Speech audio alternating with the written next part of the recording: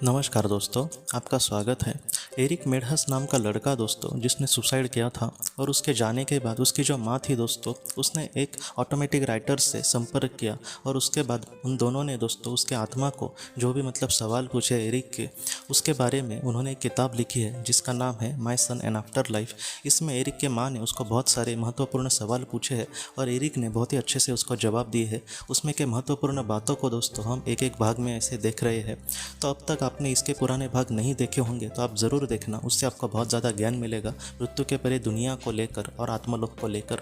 तो दोस्तों आज एरिक के माँ ने उसको ये पूछा है कि तुम्हें पृथ्वी पर जिस तरीके से हमारा एक घर होता है या फिर घर में बहुत सारी चीज़ें होती है और उस तरीके से हम अपना जीवन जीते हैं हमारे घर में या फिर इस समुदाय में, तो उसी तरीके से जीवन आत्माएं वहाँ पर जीती है क्या। तब एरिक ने ये कहा है कि पृथ्वी पर जैसे दुख होता है या फिर और भी सारी चीज़ें होती है, मजबूरी, कल का टेंशन, किस तरीके से हम घर चलाएंगे, ऐसी सारी जो चीज़ें होती है जो ज़्यादातर लोगों के पीछे उनका वो पीछा नहीं छोड़ती मरते दम तक, ऐसी चीज़ें वहाँ पर नहीं होती। एरिक ने ये कहा है कि वहाँ पर हम बहुत ही खुशी से, बहुत ही खुल के और समाधान से जीते हैं। यहाँ पर ज़्यादातर जो आत्माएं होती है वो भगवान की कहीं ना कहीं प्रार्थनाएं करती है और उनको पता होता है कि हम सबके ऊपर एक सर्वशक्तिमान ईश्वर है और वही कहीं ना कहीं हमें संभाल रहा है, इसलिए उनको भगवान होता ही है या फिर उसको साबित करो, ऐसे कोई भी विचार उन आत्माओं के मन में नहीं आते। बाद में एरिक ने यह कहा है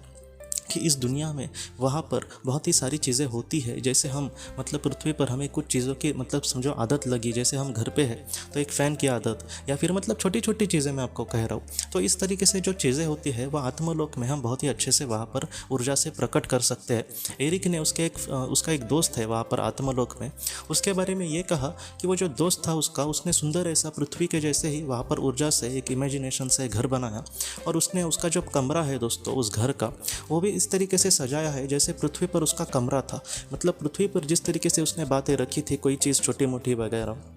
एक लैंप वगैरह, ऐसी छोटी छोटी चीज़ जो हमारे घर में ज़्यादातर होती है लोगों के, तो ऐसी चीज़ें उसने वहाँ पर इमेजिनेशन से बहुत ही अच्छी बनाई थी। एरिक ये कहता है कि उसके घर पे उस जाने के बाद लगता ही नहीं है कि आत्मालोक का ये घर है, ऐसे लगता है कि पृथ्वी पर जैसे हम जी रहे थे उसी तरीके से ज़िंदगी जी रहे। तो इस तरीके से एरिक ने अपनी ये कहानी कही है। उसने ये कहा है कि उस दुनिया में जैसे हम चाहे उस तरीके से हमारा घर भी बना सकते हैं, उस तरीके से हमारे जीवन को आगे बढ़ा सकते हैं। वहाँ पर ऐसा कुछ भी नहीं होता जो पृथ्वी पर था और उस दुनिया में हमें नहीं मिलेगा। पृथ्वी पर जिस तरीके से हम थोड़े से दुख में जीते हैं या फिर कभी कभी एक अलग प्रकार से खुशी में जीते हैं, लेकिन वो जो खुशी होती है कभी कभी पल की होती है, लेकिन आत्मलोक की जो खुशी होती है वो बहुत ही कहीं ना कहीं अनलिमिटेड टाइप की होती है। वो एक सच्ची खुशी हम उसको कह सकते हैं। वहाँ पर एक अच्छा इंसान होगा जिसने अच्छे कर्म किए हैं अपने जीवन में, जो ज़्यादा स्वार्थी नहीं रहा, जिसने ज़्यादातर किसी का बुरा नहीं किया, जितना हो सके समाज के लिए, समझो उसने कुछ बड़ा योगदान भी नहीं किया लेकिन एक दिल से उसने प्रार्थना किया, किसी का कुछ बुरा होते ही उसको बुरा लगा। तो ऐसा जो इंसान है वो एक अच्छे कैटेगरी का वहाँ पर माना जाएगा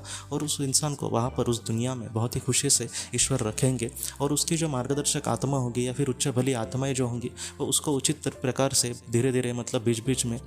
मार्गदर्शन भी करेंगी और उसको आगे लेकर जाने के लिए मदद करेंगी। और वहाँ पर जो आत्मा का जीवन होगा वहाँ पर उसके पास कोई चीज़ नहीं होगी क्या वगैरह, ऐसे नहीं होता। जैसे पृथ्वी पर बहुत सारी बातें हमारे साथ जीती है या फिर बहुत सारी चीज़ों को हमें ज़रूरत होती है, उस तरीके से चीज़ों की वहाँ पर हमें लगे मन में इच्छा कि मुझे वो चाहिए वहाँ पर, क्योंकि उसको लेकर मैं एक पृथ्वी जैसे जीवन का अनुभव करना चाहूँ, तो ऐसे वक्त में वो जो आत्मा है उस तरीके से अनुभव कर भी सकती है।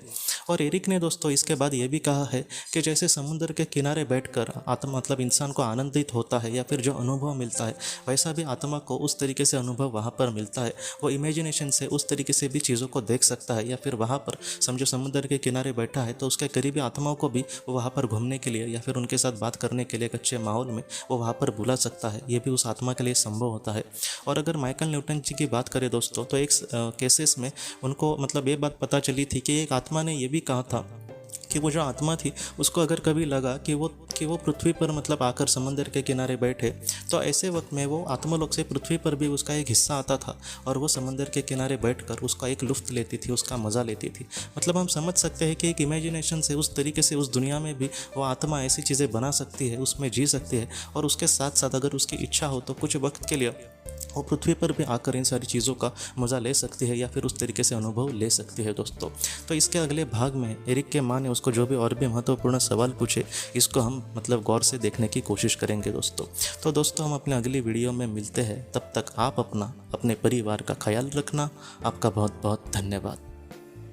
की रोशनी ये एक कंसल्टेंसी है जो ऐसे लोगों को मदद करने की कोशिश करती है जिन्होंने किसी अपने को खोया है या फिर जो लोग अपने जीवन में बहुत ही ज़्यादा दुखी है। जो लोग इस संस्था के साथ जुड़ते हैं उन्हें पास्ट लाइफ रिग्रेशन की ऑडियोज़ भेजी जाएगी, जिससे घर बैठे वह पास्ट लाइफ रिग्रेशन का अभ्यास कर सकते हैं। और उन्हें 5 मेडिटेशन ध्यान की भी ऑडियोज़ भेजी जाएगी और इसके साथ साथ उन्हें PDF किताबें भेजी जाएंगी जो हिंदी और अंग्रेज़ी में है, जो मोबाइल पर या फिर लैपटॉप पर आप उसे पढ़ सकते हैं। और 10 ऑडियो बुक्स भी आपको भेजी जाएंगी। तो दोस्तों अगर आप इस संस्था के साथ जुड़ना चाहते हैं तो कृपया इस नंबर पे व्हाट्सएप मैसेज करें। आपका बहुत बहुत धन्यवाद।